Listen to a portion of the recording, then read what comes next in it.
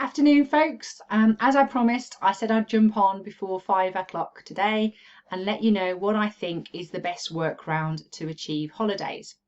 Now, last Thursday bedtime, we had this 5.5-page document released, and that's all the information we have on the job retention scheme and how it's going to work. Let's hope in the coming days we get version 2.0, because there's no mention of the word holiday in this document, and I've checked. You're all asking for a workaround for holiday. Now, what we do know is that last Friday we were told that we'd be able to carry over holidays for up to 2 years.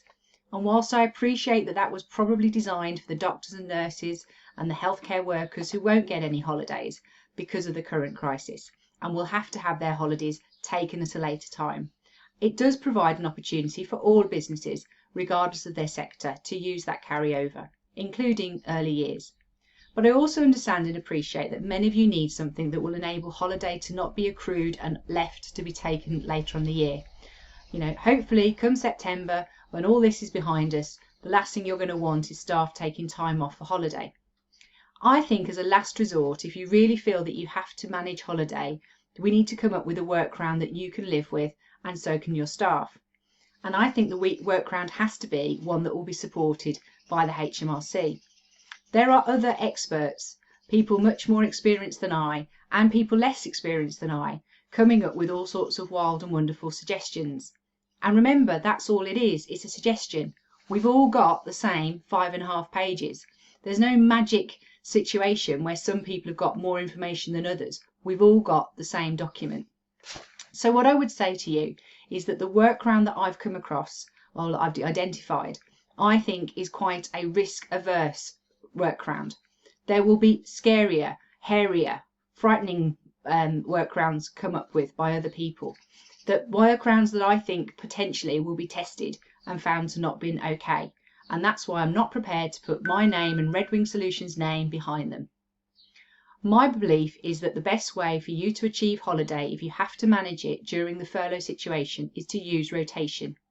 We've been told that we can furlough a staff member for 3 weeks and be able to claim back that furlough payment. My advice would be to use the ability to give notice for someone to take their holiday that already exists in the working time regulations. Now, if you're not familiar with this, this is the concept that you write to an employee, and we'll provide you with a letter, that enables you to then give them notice that they're going to take leave. And we have to give double the amount of notice of the leave to be taken. So, for example, if you want someone to take a week's leave, you have to give them 2 weeks' notice. So my advice is going to be that if you wish to use holiday during this period of closure, that you actually unfurlough the staff by giving them notice that they're to take a fixed holiday. And then when they are unfurloughed, they'll be on holiday, you won't be able to reclaim that money, and you'll pay it at 100% of their normal weekly wages. This to me is the most sensible suggestion. As I said, others will come up with other ways of doing it. Some people will even suggest that the government will pay 80% of your holiday costs. I think that's too risky and therefore not something I can endorse and recommend. But this is the workaround that I believe is the safest option for you and your businesses. But please do it as a last resort by telling staff members when they're taking their holiday.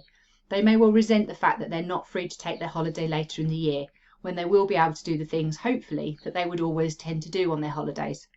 Especially when we're in a period of lockdown. Who wants to be told that you're on holiday when you can't leave the house?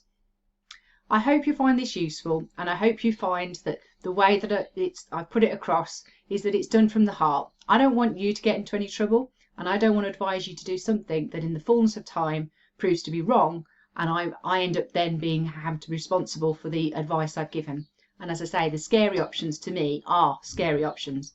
This to me seems the most sensible and within the spirit of what the job retention scheme was introduced to do, which is to save jobs and obviously not pay your wage bill. I hope this is helpful to you, and have a lovely weekend. Bye bye.